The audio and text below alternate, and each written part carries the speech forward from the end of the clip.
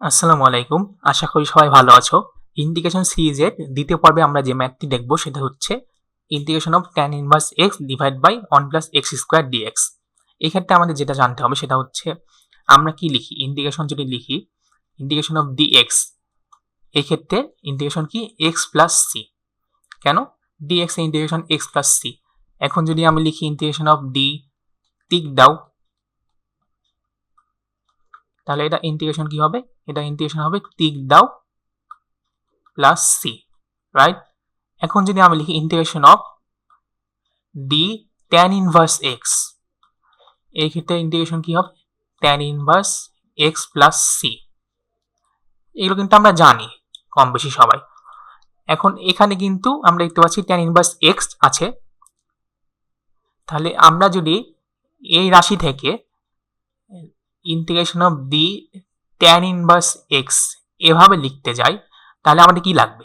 আমাদের tan inverse x এর differentiation লাগবে, তাই না?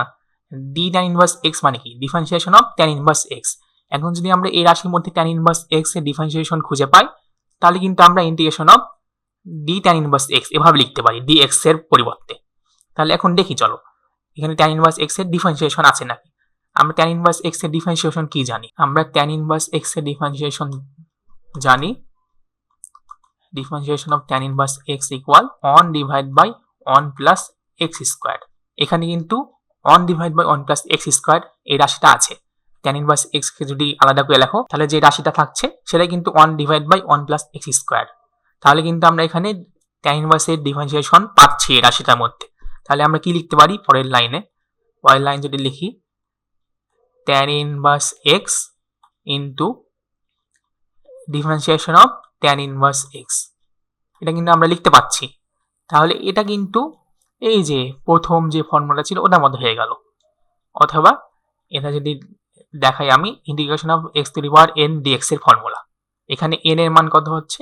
এন এর মান হচ্ছে 1, যেহেতু ট্যান ইনভার্স এক্স এর ঘাত কত? 1।